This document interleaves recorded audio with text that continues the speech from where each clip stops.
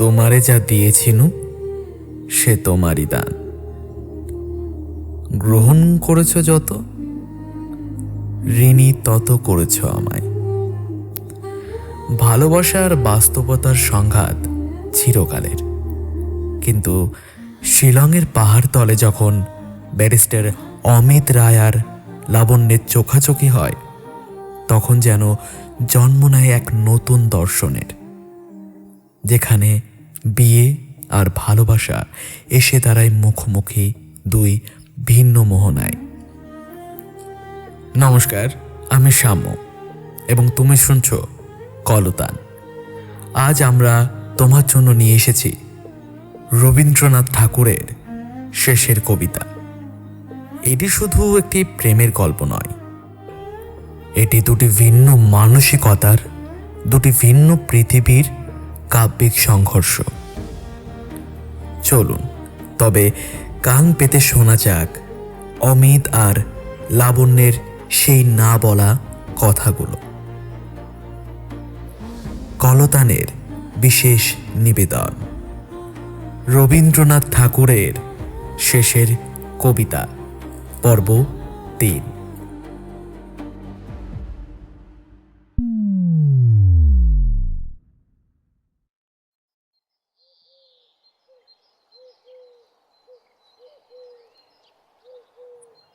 জানো কর্তামা, খুঁতখুঁতে মন যাদের, তারা মানুষকে খানিক খানিক বাদ দিয়ে দিয়ে বেছে বেছে নেয়, কিন্তু বিয়ের ফাঁদে জড়িয়ে পড়ে স্ত্রী পুরুষ যে বড় বেশি কাছাকাছি এসে পড়ে, মাঝে ফাঁক থাকে না, তখন একেবারে গোটা মানুষকে নিয়েই কারবার করতে হয়, নিতান্ত নিকটে থেকে।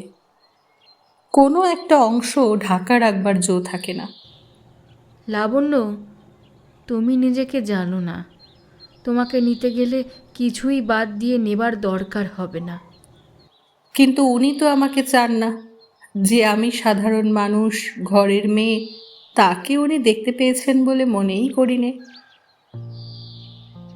আমি যেই ওর মনকে স্পর্শ করেছি, অমনি ওর মন অবিরাম ও অজস্র কথা কয়ে উঠেছে। সেই কথা দিয়ে উনি কেবলই আমাকে গড়ে তুলেছেন। ওর মন যদি ক্লান্ত হয়, কথা যদি ফুরোয়, তবে সেই নিঃশব্দের ভিতরে ধরা পড়বে এই নিতান্ত সাধারণ মেয়ে।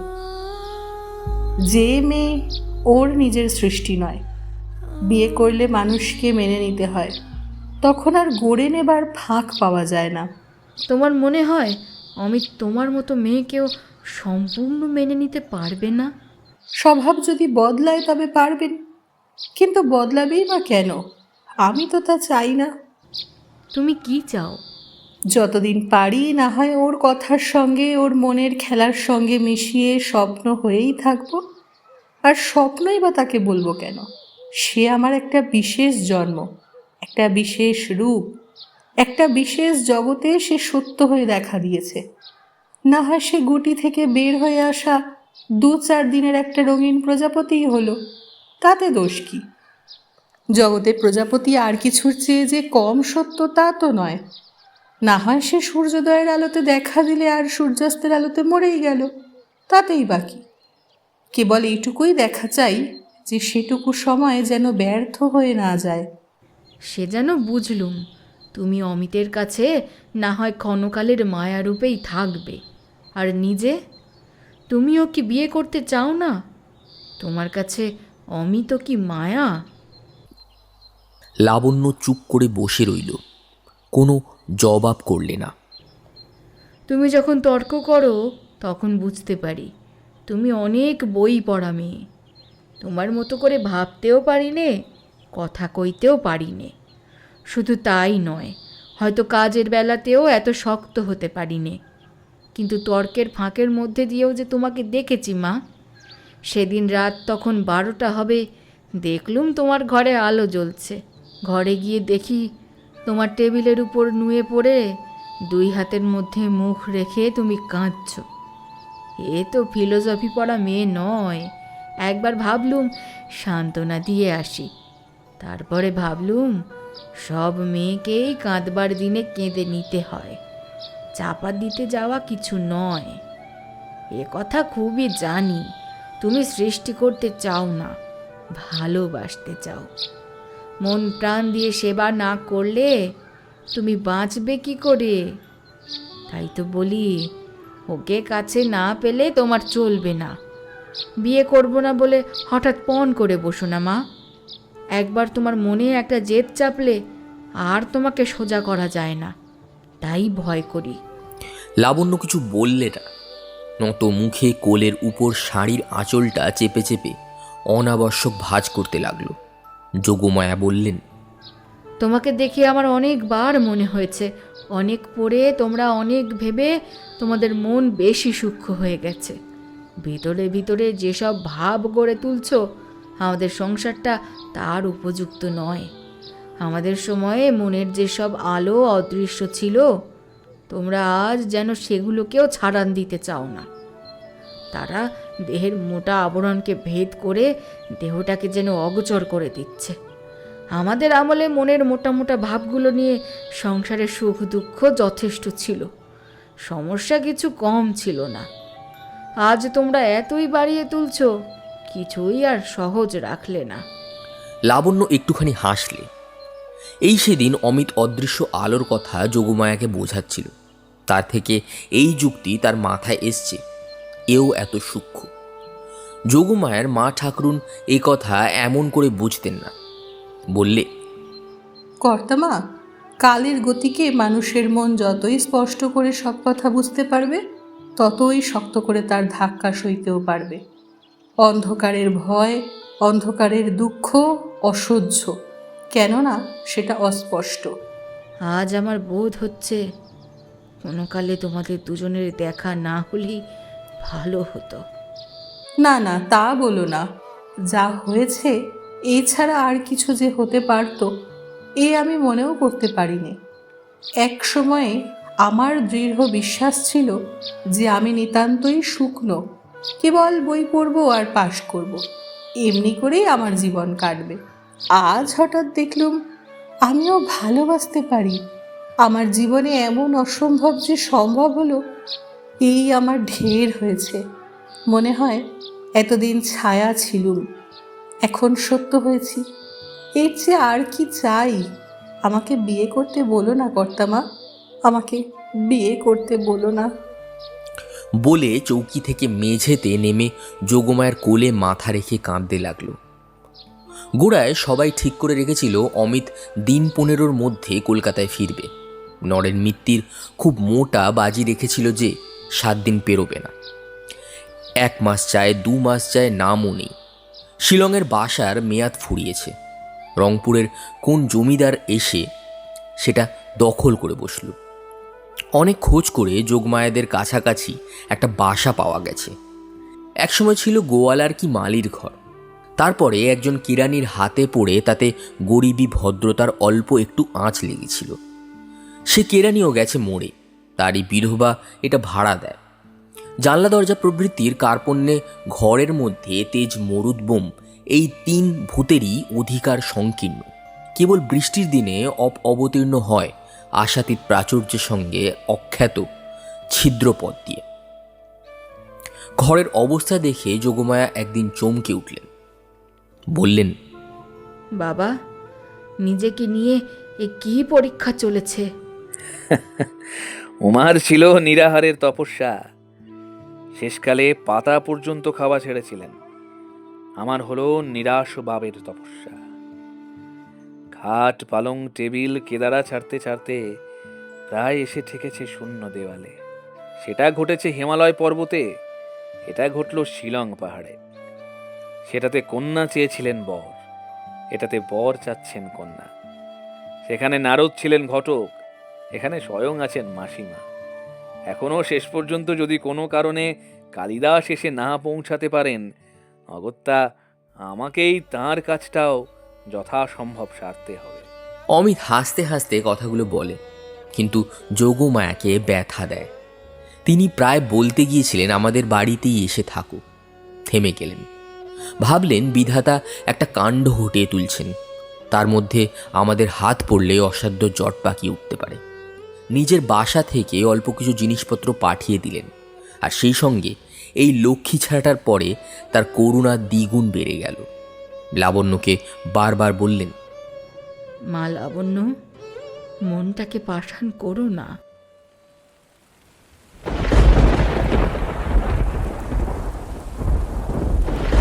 একদিন বিষম এক বর্ষণের অন্তে অমিত কেমন আছে খবর নিতে গিয়ে যোগমায়া দেখলেন নড়বড়ে একটা চারপেয়ে টেবিলের নিচে কম্বল পেতে অমিত একলা বসে একখানি ইংরেজি বই পড়ছে। ঘরের মধ্যে যেখানে সেখানে বৃষ্টিবিন্দুর অসংগত আবির্ভাব দেখে টেবিল দিয়ে একটা গুহা বানিয়ে তার নিচে অমিত পা ছড়িয়ে বসে গেল। প্রথমে নিজে নিজেই হেসে নিলে একচোট। মনটা ছুটেছিল যোগমায়ের বাড়ির দিকে, কিন্তু শরীরটা দিলে বাধা। কারণ যেখানে কোনো প্রয়োজন হয় না সেই কলকাতায় অমিত কিনেছিল এক অনেক দামের বর্ষাতি। যেখানে সর্বদাই প্রয়োজন সেখানে আসবার সময় সেটা হানবার কথা মনে হয়নি। একটা ছাতা সঙ্গে ছিল, সেটা খুব সম্ভব কোনো একদিন সংকল্পিত গম্যস্থানেই ফেলে এসছে। আর তা যদি না হয় তবে সেই বুড়ো দেওদারের তলে সেটা আছে পড়ে। যোগমায়া ঘরে ঢুকে বললেন, এ কি কাণ্ড অমিত? অমিত তাড়াতাড়ি টেবিলের নিচ থেকে বেরিয়ে এসে বললে, আমার ঘরটা আজ অসম্বন্ধ প্রলাপে মেতেছে। দশা আমার চেয়ে ভালো নয়। অসম্বদ্ধ প্রলাপ? অর্থাৎ বাড়ির চালটা প্রায় ভারতবর্ষ বললেই হয়। অংশগুলোর মধ্যে সম্বন্ধটা আলগা। এই জন্যে উপর থেকে উৎপাত ঘটলেই চারিদিকে এলোমেলো অশ্রুবর্ষণ হতে থাকে। আর বাইরের দিক থেকে যদি ঝড়ের দাপট লাগে তবে শোঁ শোঁ করে উঠতে থাকে দীর্ঘশ্বাস। আমি তো প্রোটেস্ট স্বরূপে মাথার উপরে এক মঞ্চ খাড়া করেছি। ঘরের মিস্টার গভর্নমেন্টের মাঝখানেই নিরুপদ্রব হোম রুলের দৃষ্টান্ত। পলিটিক্সের একটা মূলনীতি এখানে প্রত্যক্ষ। মূলনীতিটা কি শুনি? সেটা হচ্ছে এই যে, ঘরওয়ালা ঘরে বাস করে না, সে যত বড় ক্ষমতাশালী হোক। তার শাসনের চেয়ে যে দরিদ্র বাসাকে ঘরে থাকে তার যেমন তেমন ব্যবস্থাও ভালো। আজ লাবণ্যের পরে যোগমায়ের খুব রাগ হলো। অমিতকে তিনি যতই গভীর করে স্নেহ করছেন ততই মনে মনে তার মূর্তিটা খুব উঁচু করেই গড়ে তুলছেন।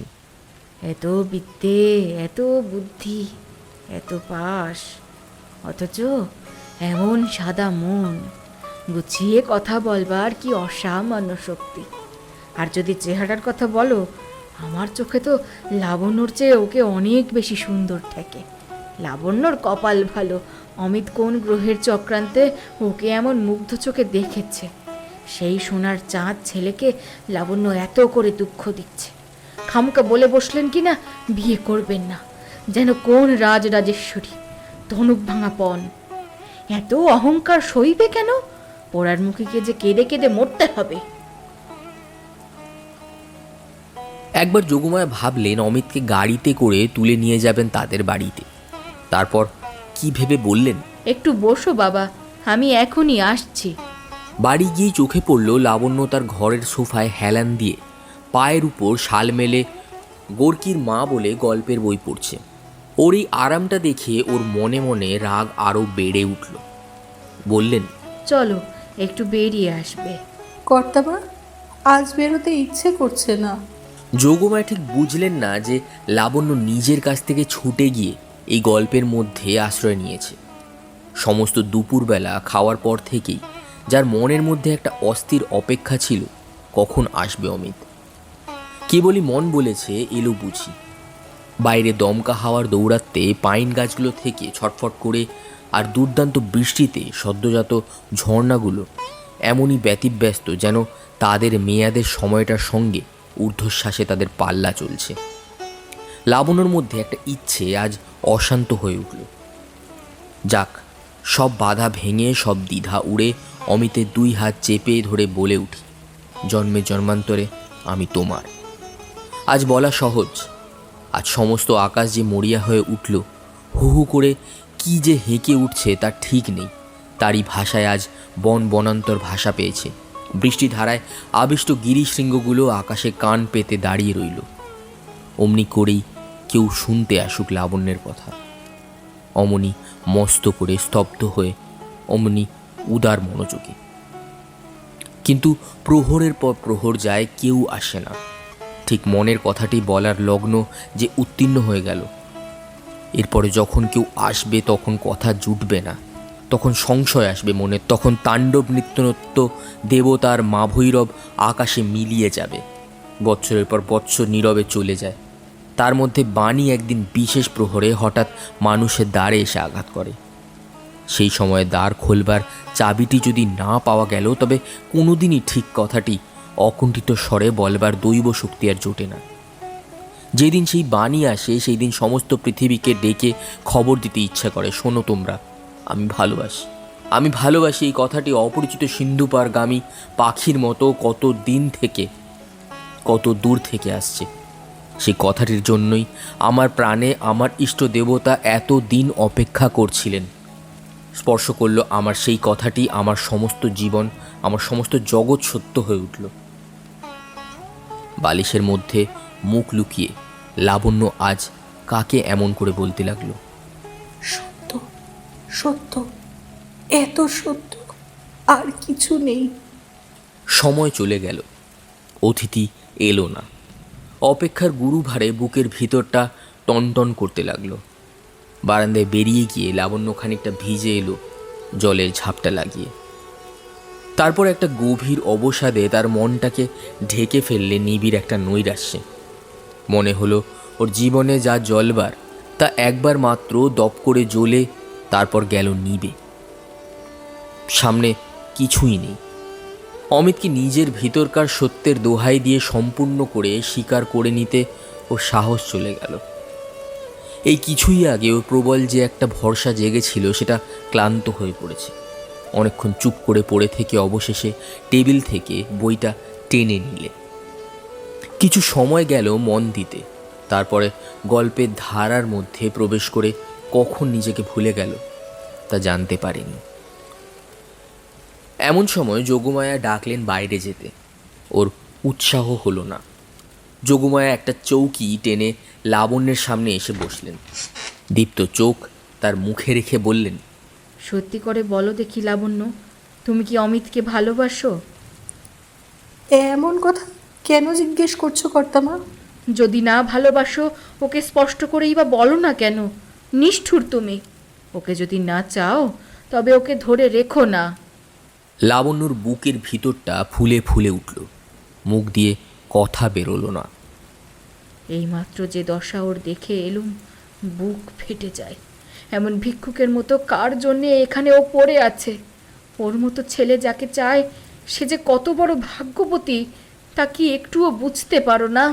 চেষ্টা করে রুদ্ধ কণ্ঠের বাঁধা কাটিয়ে লাবণ্য বলে উঠল, আমার ভালোবাসার কথা জিজ্ঞাসা করছো কর্তামা? আমি তো ভেবে পাইনি আমার চেয়ে ভালোবাসতে পারে পৃথিবীতে এমন কেউ আছে। ভালোবাসায় আমি যে মরতে পারি। এতদিন যা ছিল সব যে আমার লুপ্ত হয়ে গেছে। এখন থেকে আমার আর এক আরম্ভ।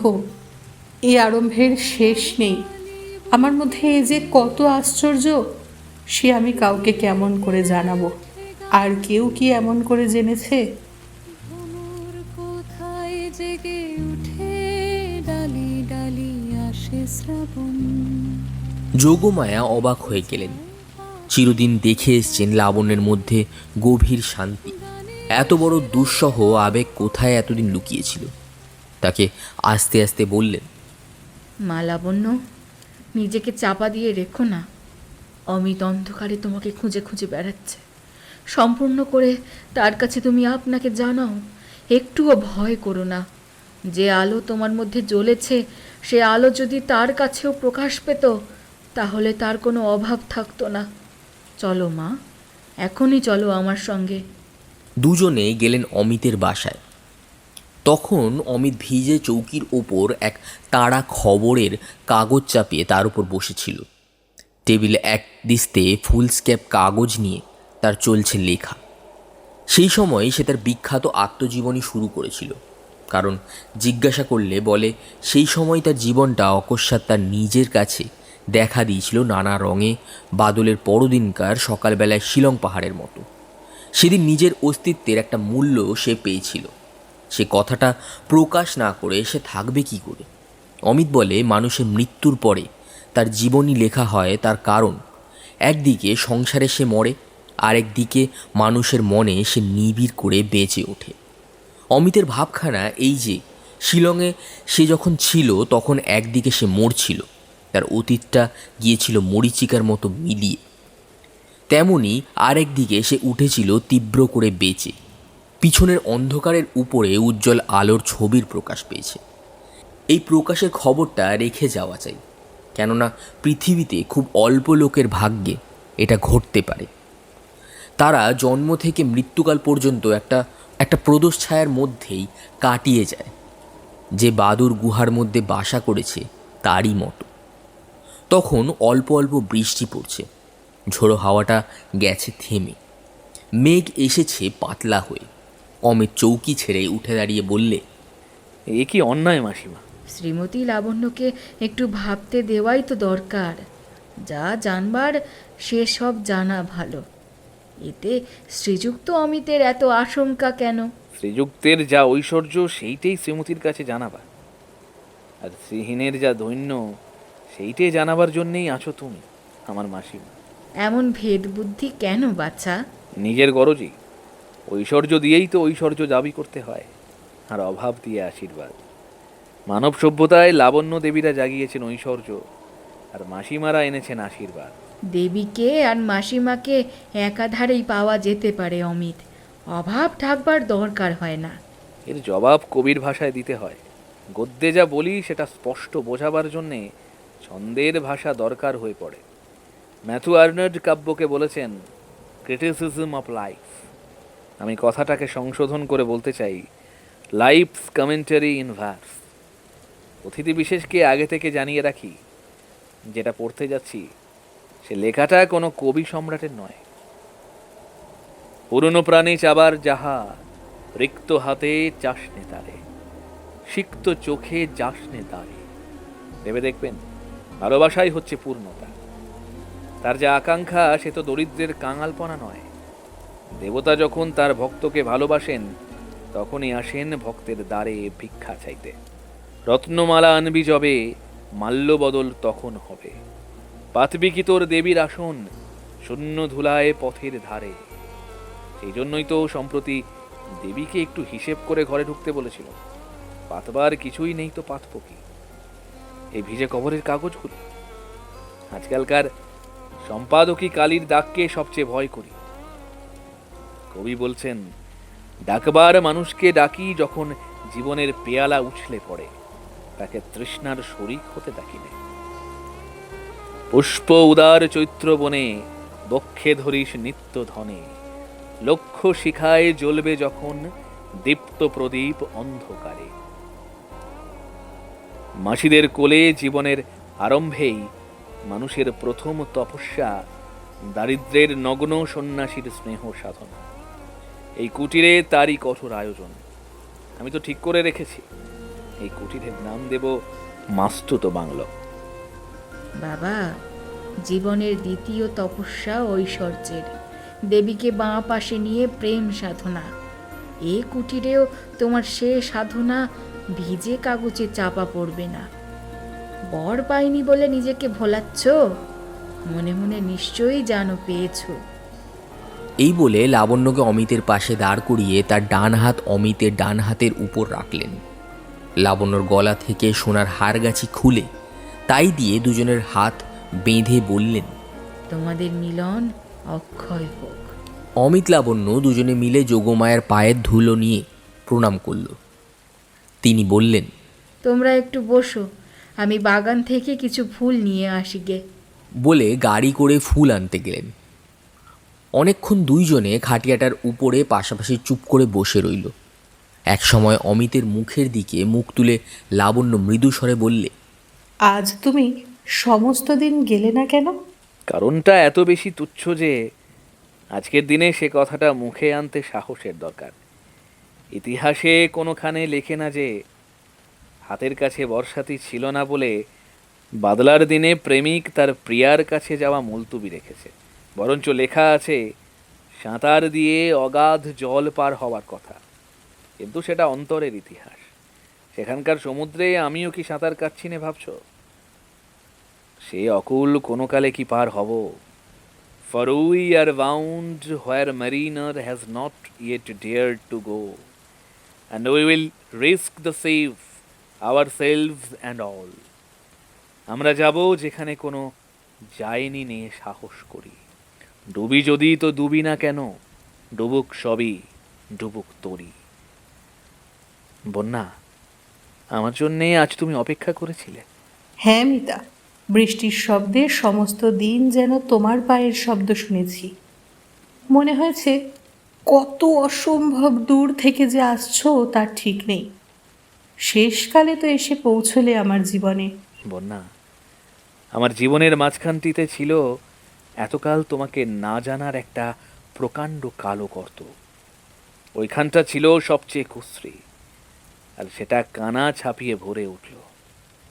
তারই উপরে আলো ঝলমল করে, সমস্ত আকাশের ছায়া পড়ে, আর সেইখানটাই হয়েছে সবচেয়ে সুন্দর।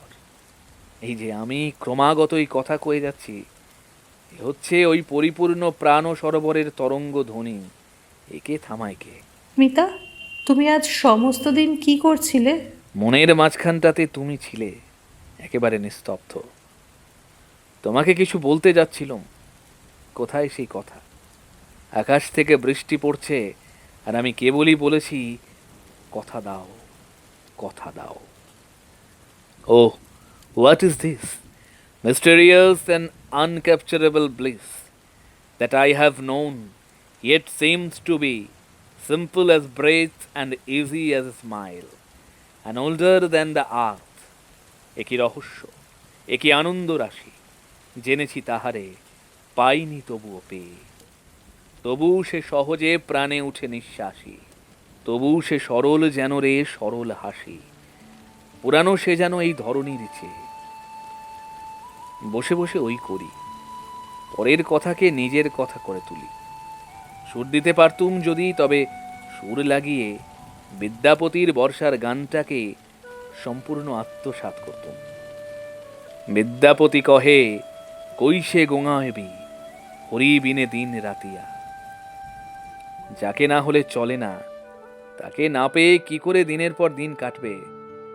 ঠিক এই কথাটার সুর পাই কোথায়? উপরে চেয়ে কখনো বলি কথা দাও, কখনো বলি সুর দাও। কথা নিয়ে সুর নিয়ে দেবতা নেমেও আসেন, কিন্তু পথের মধ্যে মানুষ ভুল করেন, খামোকার কাউকে দিয়ে বসেন, হয়তোবা তোমাদের ওই রবি ঠাকুরকে। রবি ঠাকুরকে যারা ভালোবাসে তারাও তোমার মতো এত বারবার করে তাকে স্মরণ করে না। বন্যা, আজ আমি বড় বেশি বকছি না? আমার মধ্যে বকুনির মসুন নেমেছে। ওয়েদার রিপোর্ট যদি রাখো তো দেখবে এক এক দিনে কত ইঞ্চি পাগলামি তার ঠিকানা নেই।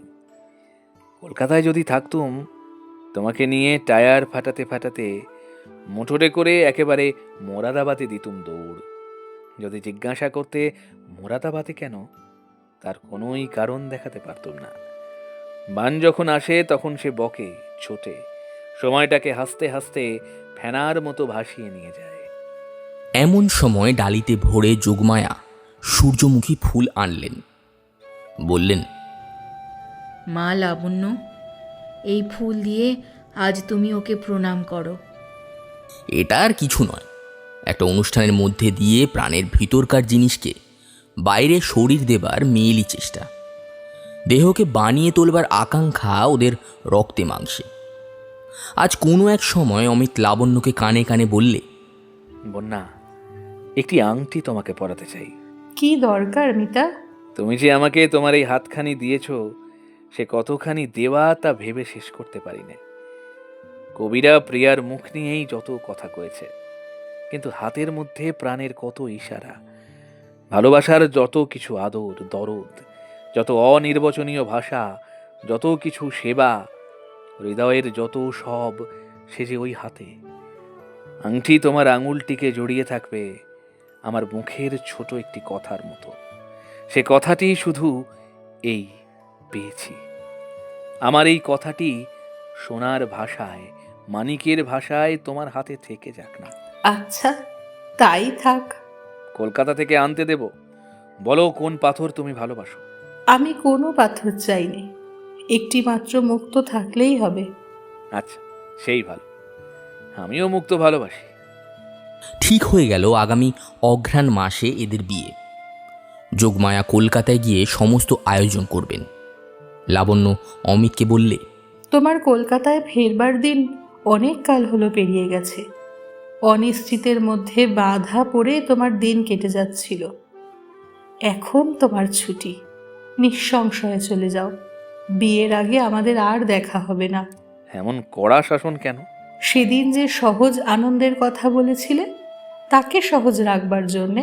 এটা একেবারে গভীর জ্ঞানের কথা। সেদিন তোমাকে কবি বলে সন্দেহ করছিলাম, আজ সন্দেহ করছি ফিলোসফার বলে। চমৎকার বলেছ। সহজকে সহজ রাখতে হলে শক্ত হতে হয়।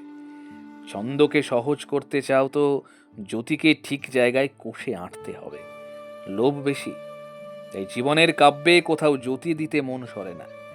ছন্দ ভেঙে গিয়ে জীবনটাও হয় গীতহীন বন্ধন। আচ্ছা, কালই চলে যাব, একেবারে হঠাৎ, এই ভরা দিনগুলোর মাঝখানে। মনে হবে যেন মেঘনাদ বধ কাব্যের সেই চমকে থেমে যাওয়া লাইনটা, চলি যবে গেলা যমপুরে অকালে। শিলং থেকে আমিই না হয় চললুম, কিন্তু পাঁজি থেকে অঘ্রাণ মাস তো ফস করে পালাবে না। কলকাতায় গিয়ে কি করব জানো? কি করবে? মাসিমা যতক্ষণ করবেন বিয়ের দিনের ব্যবস্থা, ততক্ষণ আমাকে করতে হবে তার পরের দিনগুলোর আয়োজন। লোকে ভুলে যায় দাম্পত্যটা একটা আর্ট। প্রতিদিন ওকে নূতন করে সৃষ্টি করা চাই। মনে আছে বন্যা, রঘুবংশে আজ মহারাজা ইন্দুমতির কি বর্ণনা করেছিলেন? প্রিয় শিষ্যা ললিতে কলাবিধৌ। সেই ললিত কলাবিধিটা দাম্পত্যেরই। অধিকাংশ বর্বর বিয়েটাকেই মনে করে মিলন। সেই জন্যেই তারপর থেকে মিলনটা এত অবহেলা। মিলনের আর্ট তোমার মনে কিরকম আছে বুঝিয়ে দাও। যদি আমাকে শিষ্যা করতে চাও, আজই তার প্রথম পাঠ শুরু হোক। আচ্ছা, তবে শোনো, ইচ্ছাকৃত বাধা দিয়েই কবি ছন্দের সৃষ্টি করে। মিলনকেও সুন্দর করতে হয় ইচ্ছাকৃত বাধায়, চাইলেই তা পাওয়া যায়। দামি জিনিসকে এত সস্তা করা নিজেকেই ঠকানো। কেননা শক্ত করে দাম দেওয়ার আনন্দটা বড় কম নয়। দামের হিসেবটা শুনি। রোশো, তার আগে আমার মনে যে ছবিটা আছে বলি। গঙ্গার ধার, বাগানটা ডায়মন্ড হারবারের ওই দিকটাতে। ছোট একটি স্টিম করে লঞ্চ ঘন্টা দুয়েকের মধ্যে কলকাতায় যাতায়াত করে। আবার কলকাতায় কি দরকার পড়লো? এখন কোনো দরকার নেই, সে কথা জানো। যাই বটে বার লাইব্রেরিতে, ব্যবসা করি নে, দাবা খেলি। অ্যাটর্নিরা বুঝে নিয়েছে কাজে গরজ নেই, তাই মন নেই। কোনো আপোষের মকদ্দমা হলে তার ব্রিফ আমাকে দেয়, আর তার বেশি আর কিছুই দেয় না। কিন্তু বিয়ের পরেই দেখিয়ে দেব কাজ কাকে বলে। জীবিকার দরকারে নয়, জীবনের দরকারে। আমের মাঝখানটাতে থাকে আঁটি, সেটা মিষ্টিও নয়, নরমও নয়, খাদ্যও নয়। কিন্তু ওই শক্তটাই সমস্ত আমের আশ্রয়, ওইটিতেই সে আকার পায়।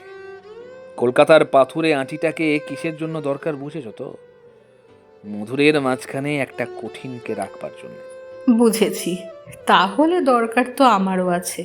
আমাকেও কলকাতায় যেতে হবে 10টা 5টা। দোষ কি? কিন্তু পাড়া বেড়াতে নয়, কাজ করতে। কিসের কাজ বলো? বিনা মাইনেতে?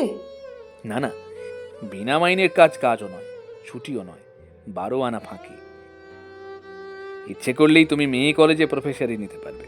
আচ্ছা, ইচ্ছে করব। তারপর? স্পষ্ট দেখতে পাচ্ছি গঙ্গার ধার, বাড়ির নিচে তলা থেকে উঠছে ঝুড়ি নামা অতি পুরনো বটগাছ। ধনপতি যখন গঙ্গা বেয়ে সিংহলে যাচ্ছিল, তখন হয়তো এই বটগাছে নৌকা বেঁধে গাছতলায় রান্না ছড়িয়েছিল। অনেকখানি ফাটল ধরা, কিছু কিছু বসে যাওয়া।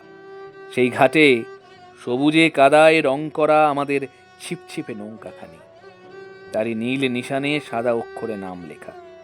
কি নাম বলে দাও তুমি? বলবো, মিতালি। ঠিক নামটি হয়েছে, মিতালি। আমি ভেবেছিলাম সাগরী, মনে একটু গর্বও হয়েছিল, কিন্তু তোমার কাছে হার মানতে হলো।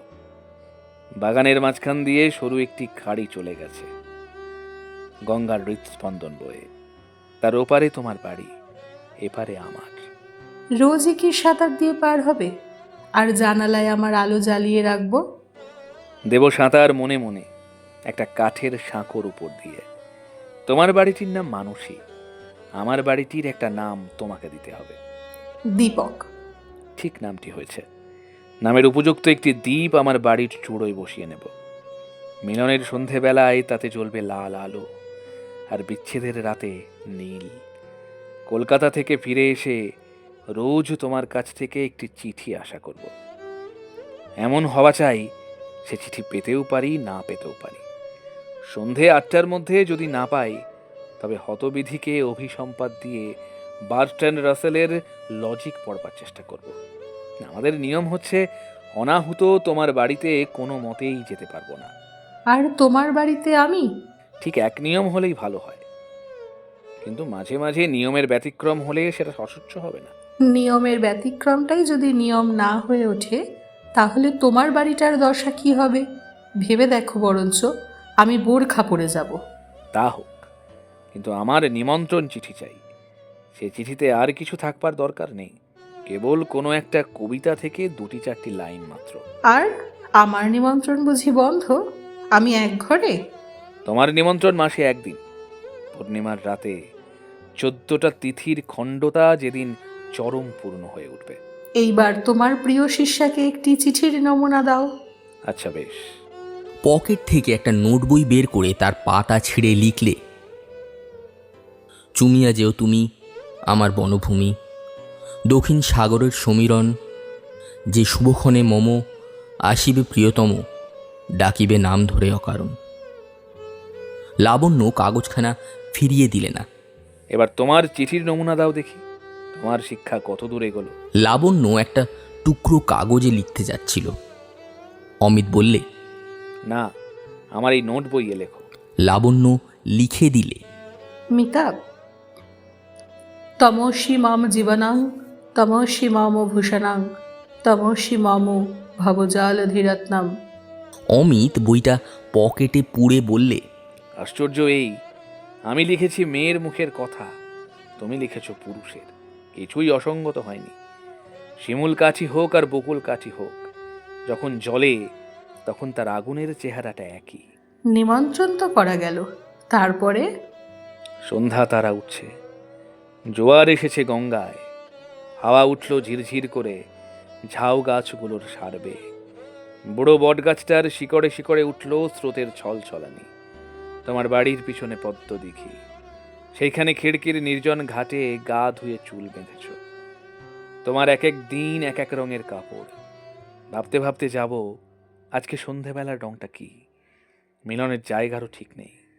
কোনোদিন চান বাঁধানো চাঁপাতলায়, কোনোদিন বাড়ির ছাদে, কোনোদিন গঙ্গার ধারের চাতালে। আমি গঙ্গায় স্নান সেরে সাদা মলমলের ধুতি আর চাদর পরব। পায়ে থাকবে হাতির দাঁতের কাজ করা খড়ম। গিয়ে দেখব গালচে বিছিয়ে বসেছ, সামনের উপর রেকাবিতে মোটা গোড়ে মালা, চন্দনের বাটিতে চন্দন, এক কোণে জ্বলছে ধূপ। পুজোর সময় অন্ত 2 মাসের জন্যে দুজনে বেড়াতে বেরোবো, কিন্তু দুজনে দু জায়গায়। তুমি যদি যাও পর্বতে, আমি যাব সমুদ্রে। এই তো আমার দাম্পত্য দৈরাজ্যের নিয়মাবলী তোমার কাছে দাখিল করা গেল। এখন তোমার কি মত? মেনে নিতে রাজি আছি। মেনে নেওয়া আর মনে নেওয়া, এই দুইয়ে যে তফাৎ আছে বন্যা। তোমার যাতে প্রয়োজন, আমার তাতে প্রয়োজন নাও যদি থাকে, তবু আপত্তি করব না। প্রয়োজন নেই তোমার? না, নেই। তুমি আমার যতই কাছে থাকো, তবু আমার থেকে তুমি অনেক দূরে। কোনো নিয়ম দিয়ে সেই দূরত্বটুকু বজায় রাখা আমার পক্ষে বাহুল্য। কিন্তু আমি জানি আমার মধ্যে এমন কিছুই নেই যা তোমার কাছের দৃষ্টিকে বিনা লজ্জায় সইতে পারবে। সেই জন্য দাম্পত্যে 2 পারে 2 মহল করে দেওয়া আমার পক্ষে নিরাপদ। অমিত চৌকি থেকে উঠে দাঁড়িয়ে বললে, তোমার কাছে আমি হার মানতে পারবো না বন্যা। যাকে আমার বাগানটা, কলকাতার বাইরে 1 পা নড়ব না। নিরঞ্জনদের আপিসে উপরের তলায় 75 টাকা দিয়ে একটা ঘর ভাড়া নেব। সেইখানে থাকবে তুমি আর থাকবো আমি। চিদাকাশে কাছে দূরে ভেদ নেই। 3.5 হাত চওড়া বিছানায় বাঁ পাশে তোমার মহুল বানসী, ডান পাশে আমার মহল দীপক। ঘরের পূব দেওয়ালে একখানা আয়নাওয়ালা দেরাজ, তাতেই তোমারও মুখ দেখা আর আমারও। পশ্চিম দিকে থাকবে বইয়ের আলমারি, পিঠ দিয়ে সেটা রোদ্দুর ঠেকাবে, আর সামনের দিকে সেটাতে থাকবে দুটি পাঠকের একটি মাত্র সার্কুলেটিং লাইব্রেরি। ঘরের উত্তর দিকটাতে একখানি সোফা, তারই বাঁ পাশে একটু জায়গা খালি রেখে আমি বসবো এক প্রান্তে। তোমার কাপড়ের আলনার আড়ালে তুমি দাঁড়াবে, দুহাত তফাতে নিমন্ত্রণের চিঠিখানা উপরের দিকে তুলে ধরব কম্পিত হস্তে। তাতে লেখা থাকবে, ছাদের উপরে বহিও নীরবে ওগো দক্ষিণ হাওয়া, প্রেয়সীর সাথে যে নিমেষে হবে চারি চক্ষুতে চাওয়া। এটা কি খারাপ শোনাচ্ছে বন্যা? কিচ্ছু না মিতা, কিন্তু এটা সংগ্রহ হলো কোথা থেকে? আমার বন্ধু নীলমাধবের খাতা থেকে। তার ভাবী বধূ তখন অনিশ্চিত ছিল, তাকে উদ্দেশ্য করে ওই ইংরেজি কবিতাটাকে কলকাতায় ছাঁচে ঢালাই করেছিল। আমিও সঙ্গে যোগ দিয়েছিল। ইকোনমিক্সে এমএ পাশ করে 15,000 টাকা নগদ পণ আর 80 ভরি গয়না সমেত নববধূকে লোকটা ঘরে আনলে। 4 চোখে চাওয়াও হলো, দক্ষিণে বাতাসও ভয়। কিন্তু ওই কবিতাটাকে আর ব্যবহার করতে পারলে না। এখন তার অপর শরীরকে কাব্যটির সর্বসত্ব সমর্পণ করতে বাধবে না। তোমারও ছাদে দক্ষিণে বাতাস বইবে, কিন্তু তোমার নববধূ কি চিরদিনই নববধূ থাকবে? টেবিলে প্রবল চাপড় দিতে দিতে উচ্চৈ স্বরে অমিত বললে, থাকবে, থাকবে, থাকবে। যোগমায়া পাশের ঘর থেকে তাড়াতাড়ি এসে জিজ্ঞেস করলেন, কি থাকবে অমিত? আমার টেবিলটা বোধ হচ্ছে থাকবে না।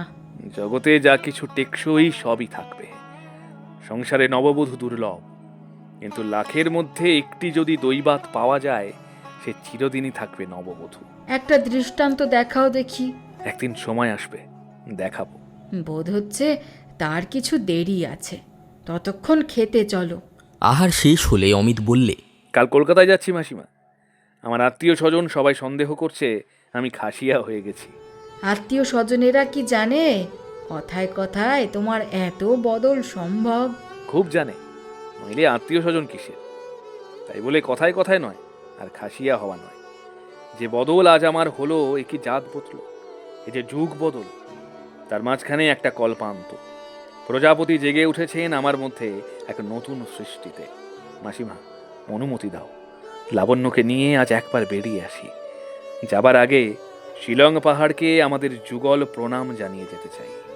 যোগমায়া সম্মতি দিলেন। কিছু দূরে যেতে যেতে দুজনের হাত মিলে গেল। ওরা কাছে কাছে এলো ঘেঁষে। নির্জন পথের ধারে নিচের দিকে চলেছে ঘন বন। সেই বনের একটা জায়গায় পড়েছে ফাঁক। আকাশ সেখানে পাহাড়ের নজরবন্দি থেকে একটুখানি ছুটি পেয়েছে। তার অঞ্জলি ভরিয়ে নিয়েছে অস্ত সূর্যের শেষ আভায়। সেইখানে পশ্চিমের দিকে মুখ করে দুজনে দাঁড়ালো। অমিত লাবণ্যর মাথা বুকে টেনে নিয়ে তার মুখটি উপরে তুলে ধরলে। লাবণ্যর চোখ অর্ধেক বোঝা, কোণ দিয়ে জল গড়িয়ে পড়ছে। আকাশে সোনার রঙের ওপর চুনি গলানো, পান্না গলানো আলোর আভাসগুলি মিলিয়ে মিলিয়ে যাচ্ছে। মাঝে মাঝে পাতলা মেঘের ফাঁকে ফাঁকে সুগভীর নির্মল নীল। মনে হয় তার ভিতর দিয়ে যেখানে দেহ নেই, শুধু আনন্দ আছে, সেই অমর্ত্য জগতের অব্যক্ত ধ্বনি আসছে।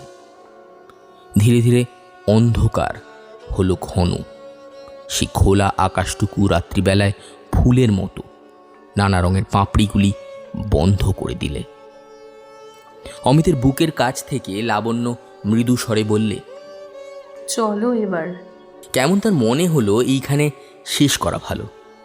অমিত সেটা বুঝলে, কিছু বললে না। লাবণ্যর মুখ বুকের উপর একবার চেপে ধরে ফেরবার পথে খুব ধীরে ধীরে চলল। বললে, কাল সকালেই আমাকে ছাড়তে হবে, তার আগে আর দেখা করতে আসবো না। কেন আসবে না? আজ ঠিক জায়গায় আমাদের শিলং পাহাড়ের অধ্যায়টি এসে থামল। এটি প্রথম স্বর্গ, আমাদের শয়ে বয়ে স্বর্গ। লাবণ্য কিছু বললে না। অমিতের হাত ধরে চলল। বুকের ভিতর আনন্দ, আর তারই সঙ্গে সঙ্গে একটা কান্না স্তব্ধ হয়ে আছে। মনে হলো জীবনে কোনোদিন এমন নিবিড় করে অভাবনীয়কে এত কাছে পাওয়া যাবে না। পরমক্ষণে শুভ দৃষ্টি হলো। এরপর আর কি বাসর ঘর আছে? রইল কেবল মিলন আর বিদায় একত্র মিশিয়ে একটা শেষ প্রণাম। ভারী ইচ্ছে করতে লাগলো অমিতকে এখনই প্রণামটি করে, বলে তুমি আমাকে ধন্য করেছো। কিন্তু সে আর হলো না। বাসার কাছাকাছি আসতেই অমিত বললে, মন্না, আজ তোমার শেষ কথাটি একটি কবিতায় বলো, তাহলে সেটা মনে করে নিয়ে যাওয়া সহজ হবে। তোমার নিজের যা মনে আছে এমন একটা কিছু আমাকে শুনিয়ে দাও। লাবণ্য একটুখানি ভেবে আবৃত্তি করলে, তোমারে দিনই সুখ মুক্তির নৈবেদ্য গেনু রাখি, রজনীর শুভ্র অবসানে কিছু আর নাই বাকি। নাইকো প্রার্থনা, নাই প্রতি মুহূর্তের দৈন্য রাশি, নাই অভিমান, নাই দিন কান্না, নাই গর্ব হাসি, নাই পিছু ফিরে দেখা। শুধু সে মুক্তির ডালিখানি ভরিয়া দিলাম আজি, আমার মহৎ মৃত্যু আনি। বন্যা, বড় অন্যায় করলে। আজকের দিনে তোমার মুখে বলবার কথা এ নয়, কিছুতেই নয়। কেন এটা তোমার মনে এলো? তোমার এই কবিতা এখনই ফিরিয়ে নাও। ভয় কিসের মিতা? এই আগুনে পোড়া প্রেম এ সুখের দাবি করে না, এ নিজে মুক্ত বলেই মুক্তি দেয়। এর পিছনে ক্লান্তি আসে না, ম্লানতা আসে না। এর চেয়ে আর কিছু কি দেবার আছে? কিন্তু আমি জানতে চাই, এই কবিতা তুমি পেলে কোথায়? রবি ঠাকুরের। তার তো কোনো বইয়ে এটা দেখিনি। বইয়ে বেরোয়নি। তবে পেলে কি করে? একটি ছেলে ছিল, সে আমার বাবাকে গুরু বলে ভক্তি করত। বাবা দিয়েছিলেন তাকে তার জ্ঞানের খাদ্য, এদিকে তার হৃদয়টিও ছিল তাপস। সময় পেলেই সে যেত রবি ঠাকুরের কাছে, তার খাতা থেকে মুষ্টি ভিক্ষা করে আনতো। আর নিয়ে এসে তোমার পায়ে দিত? সে সাহস তার ছিল না, কোথাও রেখে দিত। যদি আমার দৃষ্টিতে পড়ে, যদি আমি তুলে নিই। তাকে দয়া করেছো? করবার অবকাশ হলো না। মনে মনে প্রার্থনা করি ঈশ্বর যেন তাকে দয়া করেন। যে কবিতাটি আজ তুমি পড়লে, বেশ বুঝতে পারছি এটা সে হতভাগারই মনের কথা। হ্যাঁ, তারই কথা বই কি। তবে তোমার কেন আজ ওটা মনে পড়লো? কেমন করে বলবো?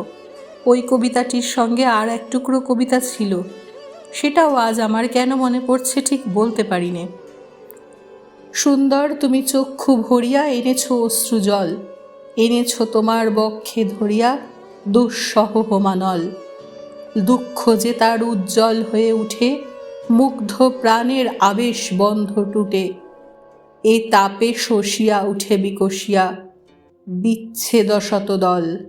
অমিত লাবণ্যর হাত চেপে ধরে বললে, বন্যা, সে ছেলেটা আজ আমাদের মাঝখানে কেন এসে পড়লো? ঈর্ষা করতে আমি ঘৃণা করি, এ আমার ঈর্ষা নয়, কিন্তু কেমন একটা ভয় আসছে মনে। বলো, তার দেওয়া ওই কবিতাগুলো আজই কেন তোমার এমন করে মনে পড়লো? একদিন সে যখন আমাদের বাড়ি থেকে বিদায় নিয়ে চলে গেল, তারপরে যেখানে বসে সে লিখত, সেই ডেস্কে এই কবিতা দুটি পেয়েছি। এর সঙ্গে রবি ঠাকুরের আরও অনেক অপ্রকাশিত কবিতা, প্রায় এক খাতা ভরা। আজ তোমার কাছ থেকে বিদায় নিচ্ছি, হয়তো সেই জন্যই বিদায়ের কবিতা মনে হলো। সে বিদায় আর এই বিদায় কি একই? কেমন করে বলবো, কিন্তু এই তর্কের তো কোনো দরকার নেই। যে কবিতা আমার ভালো লেগেছে তাই তোমাকে শুনিয়েছি, হয়তো এছাড়া আর কোনো কারণের মধ্যে নেই। বন্যা, রবি ঠাকুরের লেখা যতক্ষণ না লোকে একেবারে ভুলে যাবে, ততক্ষণ ওর ভালো লেখা সত্য করে ফুটে উঠবে না। সেই জন্যে ওর কবিতা আমি ব্যবহারই করি না। দলের লোকের ভালো লাগাটা কুয়াশার মতো, যা আকাশের উপর ভিজে হাত লাগিয়ে তার আলোটাকে ময়লা করে ফেলে। দেখো মিতা, মেয়েদের ভালো লাগা তার আদরের জিনিসকে আপন অন্দরমহলে একলা নিজেরই করে রাখে, ভিড়ের লোকের কোনো খবরই রাখে না। সে যত দাম দিতে পারে সব দিয়ে ফেলে। অন্য 5 জনের সঙ্গে মিলিয়ে বাজার যাচাই করতে তার মন নেই। তাহলে আমারও আশা আছে বন্যা, আমার বাজার দরের ছোট্ট একটা ছাপ লুকিয়ে ফেলে তোমার আপন দরের মস্ত একটা মার্কা নিয়ে বুক ফুলিয়ে বেড়াবো। আমাদের বাড়ি কাছে এসে পড়ল। মিতা, এবার তোমার মুখে তোমার পথ। শেষের কবিতাটা শুনে নেই। রাগ করো না বন্যা, কিন্তু আমি রবি ঠাকুরের কবিতা ওড়াতে পারবো না। রাগ করবো কেন? আমি একটি লেখককে আবিষ্কার করেছি, তার স্টাইল। তার কথা তোমার কাছে বরাবরই শুনতে পাই। কলকাতায় লিখে দিয়েছি তার বই পাঠিয়ে দেওয়ার জন্য। সর্বনাশ, তার বই! সে লোকটার অন্য অনেক দোষ আছে, কিন্তু কখনো বই ছাপতে দেয় না। তার পরিচয় আমার কাছ থেকেই তোমাকে ক্রমে ক্রমে পেতে হবে, নইলে হয়তো। ভয় করো না মিতা, তুমি তাকে যেভাবে বোঝো আমিও তাকে সেইভাবেই বুঝে নেব। এমন ভরসা আমার আছে। আমারই জিদ থাকবে। কেন? আমার ভালো লাগায় যা পাই সেও আমার, আর তোমার ভালো লাগায় যা পাবো সেও আমার হবে। আমার নেবার অঞ্জলি হবে দুজনের মনকে মিলিয়ে। কলকাতায় তোমার ছোট ঘরের বইয়ের আলমারিতে এক সেলফেই 2 কবির কবিতা ধরাতে পারবো। এখন তোমার কবিতাটি বলো। আর বলতে ইচ্ছে করছে না। মাঝখানে বড্ড কতকগুলো তর্ক বিতর্ক হয়ে হাওয়াটা খারাপ হয়ে গেল। কিচ্ছু খারাপ হয়নি, হাওয়া ঠিক আছে। অমিত তার কপালের চুলগুলো কপালের থেকে উপরের দিকে তুলে দিয়ে খুব দরদের সুর লাগিয়ে পড়ে গেল।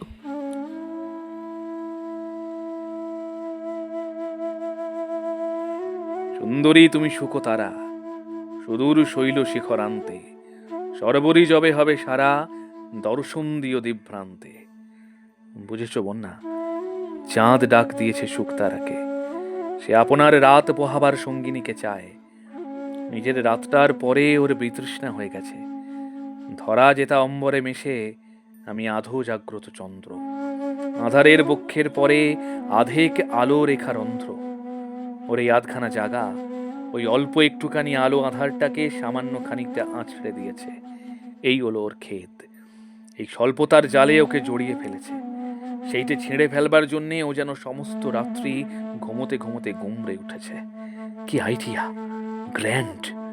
আমার আসন রাখে পেতে, নিদ্রা গহন মহাশূন্য।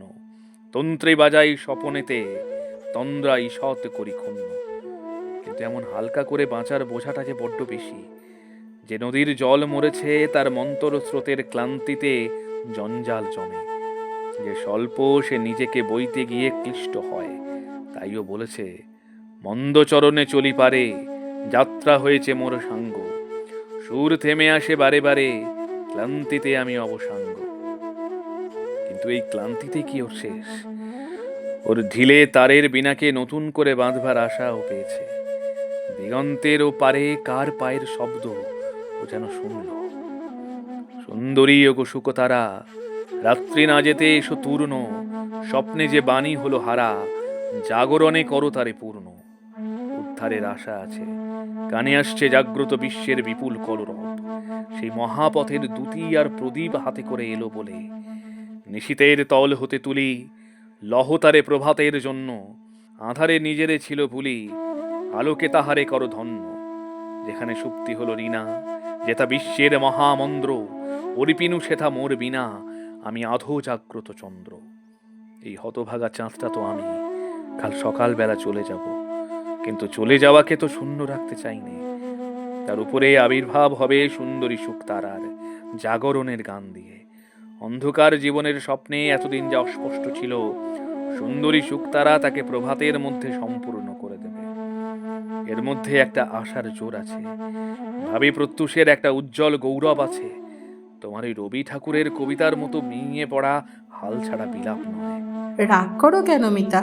রবি ঠাকুর যা পারে তার বেশি সে পারে না, এ কথা বারবার বলে লাভ কি? তোমরা সবাই মিলে তাকে নিয়ে বড় বেশি। ও কথা বলো না মিতা, আমার ভালো লাগা আমারই। তাতে যদি আর কারোর সঙ্গে আমার মিল হয় বা তোমার সঙ্গে মিল না হয়, সেটাতে কি আমার দোষ? না হয় কথা রইল, তোমার সেই 75 টাকার বাসায় একদিন আমার যদি জায়গা হয়, তাহলে তোমার কবির লেখা আমাকে শুনিও, আমার কবির লেখা তোমাকে শোনাবো না। কথাটা অন্যায় হলো যে।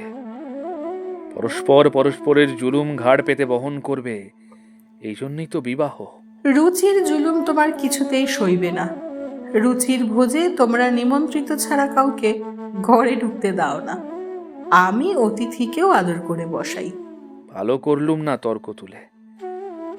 আমাদের এখনকার এই সন্ধ্যা, আমাদের এখানকার এই শেষ সন্ধ্যাবেলার সুর বিগড়ে গেল। একটুও না, যা কিছু বলবার আছে সব স্পষ্ট করে বলেও যে সুরটা খাঁটি থাকে সেই আমাদের সুর, তার মধ্যে ক্ষমার অন্ত নেই। আজ আমার মুখের বিশ্বাস ঘোচাতেই হবে, কিন্তু বাংলা কাব্যে হবে না। ইংরেজি কাব্যে আমার বিচার বুদ্ধি অনেকটা ঠান্ডা থাকে। প্রথম দেশে ফিরে এসে আমিও কিছুদিন প্রফেসরি করেছিলাম। আমাদের বিচার বুদ্ধি ইংরেজ বাড়ির বুলডগের মতো, ধুতির কোচাটা দুলছে দেখলেই ঘেউ ঘেউ করে ওঠে। ধুতির মহলে কোনটা ভদ্র ও তার হিসেব পায় না, বরঞ্চ খানসামার তকমা দেখলে লেজ নাড়ে। তা মানতেই হবে, পক্ষপাত জিনিসটা স্বাভাবিক জিনিস নয়। অধিকাংশ স্থলেই ওটা ফরমাসে তৈরি। ইংরেজি সাহিত্যে পক্ষপাত আনমলা খেয়ে খেয়ে ছেলেবেলা থেকে অভ্যেস হয়ে গেছে। সেই অভ্যেসের জোরেই এক পক্ষকে মন্দ বলতে যেমন সাহস হয় না, অন্য পক্ষকে ভালো বলতেও তেমনই সাহসের অভাব ঘটে। যাকে থাকে, আজ নিবারণ চক্রবর্তীও না, আজ একেবারে নিছক ইংরেজি কবিতা বিনা তর্জমায়। না না মিতা, তোমার ইংরেজি থাক, সেটা বাড়ি গিয়ে টেবিলে বসে হবে। আজ আমাদের এই সন্ধ্যাবেলাকার শেষ কবিতাটি নিবারণ চক্রবর্তীর হওয়াই চাই, আর কারো নয়। জয় নিবারণ চক্রবর্তীর। এতদিনে সে হলো অমর। বন্যা, তাকে আমি তোমার সভা কবি করে দেব। তুমি ছাড়া আর কারো দ্বারে সে প্রসাদ নেবে না। তাতে কি সে বরাবর সন্তুষ্ট থাকবে? না থাকে তো তাকে কান মুলে বিদায় করে দেব। আচ্ছা, কান মলার কথা পরে স্থির করব, এখন শুনিয়ে দাও। কত ধৈর্য ধরি ছিলে কাছে দিব সর্য বরি, ছিলে কাছে দিব সসর বরি। তব পদ অঙ্কন গুলিরে কতবার দিয়ে গেছো মোর ভাগ্য পথের ধুলিরে। আজ যবে দূরে যেতে হবে তোমারে করিয়া যাব দান তব জয়গান।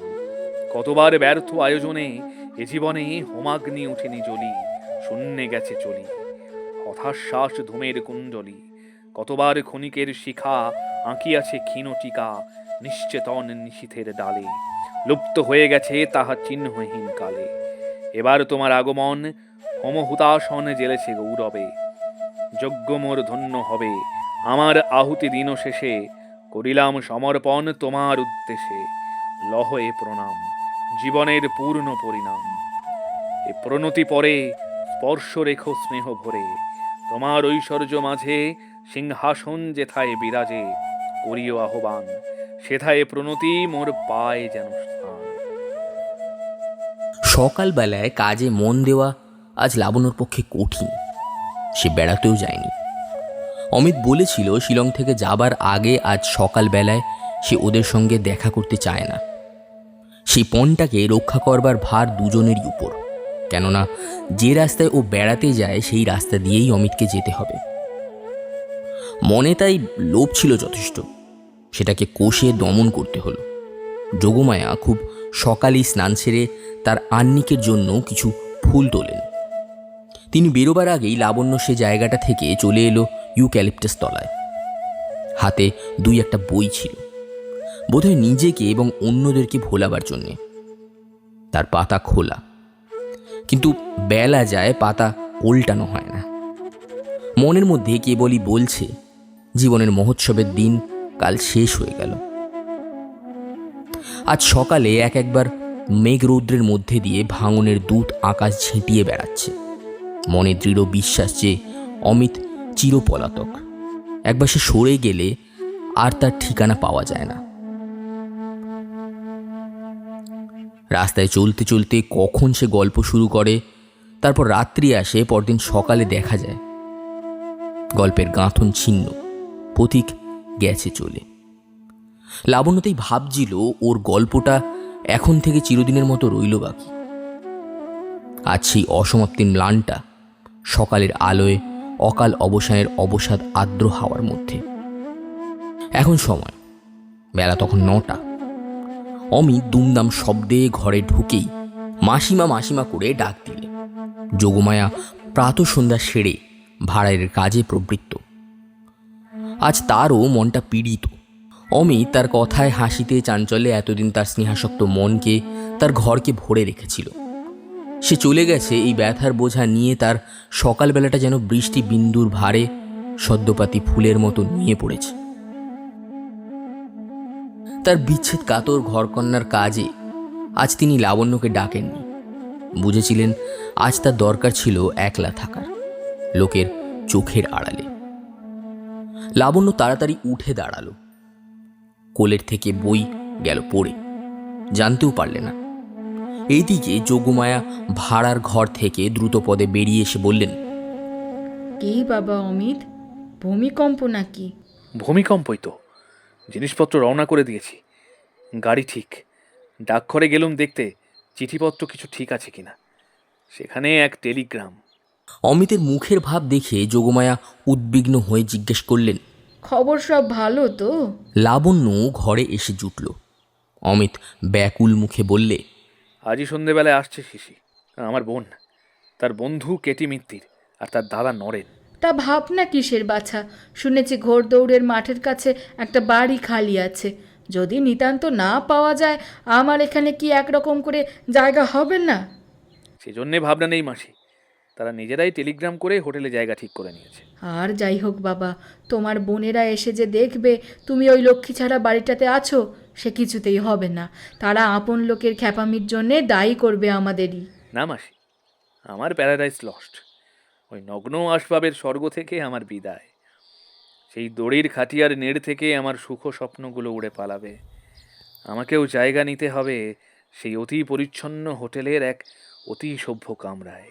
কথাটা বিশেষ কিছু নয়, তবু লাবণ্যর মুখ বিবর্ণ হয়ে গেল। এতদিন একটা কথা ওর মনেও আসেনি যে অমিতের যে সমাজ, সে ওদের সমাজ থেকে সহস্র যোজন দূরে। এক মুহূর্তেই সেটা বুঝতে পারলে। অমিত যে আজ কলকাতায় চলে যাচ্ছিল, তার মধ্যে বিচ্ছেদের কঠোর মূর্তি ছিল না। কিন্তু এই যে আজ ও হোটেলে যেতে বাধ্য হলো, এইটিতেই লাবণ্য বুঝলে যে বাসা এতদিন দুজনে নানা অদৃশ্য উপকরণে গড়ে তুলেছিল, সেটা কোনোদিন বুঝি আর দৃশ্য হবে না। লাবণ্যর দিকে একটু চেয়ে অমিত যোগমায়াকে বললে, আমি হোটেলেই যাই আর জাহান্নামেই যাই, কিন্তু এইখানেই রইল আমার আসল বাসা। অমিত বুঝেছে শহর থেকে আসছে একটা অশুভ দৃষ্টি। মনে মনে নানা প্ল্যান করছে যাতে শিশির দল এখানে না আসতে পারে। কিন্তু ইদানিং ওর চিঠিপত্র আসছিল যোগমায়ের বাড়ির ঠিকানায়। তখন ভাবেনি কোনো সময় তাতে বিপদ ঘটতে পারে। অমিতের মনের ভাবগুলো চাপা থাকতে চায় না, এমনকি প্রকাশ পায় কিছু আতিশয্যের সঙ্গে। ওর বোনের আশা সম্বন্ধে অমিতের এত বেশি উদ্বেগ যোগমায়ের কাছে অসঙ্গত ঠেকেছিল। লাবণ্য ভাবলে অমিত ওকে নিয়ে বোনেদের কাছে লজ্জিত। ব্যাপারটা লাবণ্যর কাছে বিস্বাদ ও অসম্মানজনক হয়ে দাঁড়ালো। অমিত লাবণ্যকে জিজ্ঞাসা করলে, তোমার কি সময় আছে? বেড়াতে যাবে? না, সময় নেই। যাও না মা, বেরিয়ে এসো গে। কর্তামা, কিছুকাল থেকে সুরমাকে পড়ানোয় বড় অবহেলা হয়েছে। খুবই অন্যায় করেছি। কাল রাত্রেই ঠিক করেছিল, আজ থেকে কিছুতেই আর ঢিলেমি করা হবে না। বলে লাবণ্য ঠোঁট চেপে মুখ শক্ত করে রইল। লাবণ্যর এই জেদের মেজাজটা যোগমায়ার পরিচিত।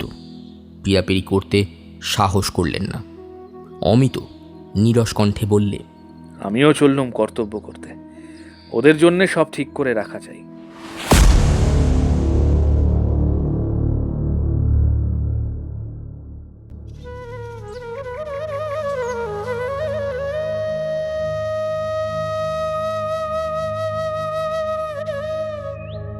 এতক্ষণ আপনারা শুনছিলেন রবীন্দ্রনাথ ঠাকুরের উপন্যাস শেষের কবিতা। আমাদের উপস্থাপনা কেমন লাগলো জানাতে অবশ্যই ভুলবেন না আমাদের কমেন্ট সেকশনে। আর যদি ভালো লেগে থাকে তাহলে একটি লাইক অবশ্যই আমাদের প্রাপ্য। আর অবশ্যই শেয়ার করতে হবে আপনার পরিচিত সকল রবীন্দ্রপ্রেমীদের মধ্যে। এরকম আরও সুন্দর উপস্থাপনা শুনতে অবশ্যই সাবস্ক্রাইব করুন আমাদের চ্যানেল কলতানকে। সাথে থাকুন, পাশে থাকুন, শুনতে থাকুন কলতান।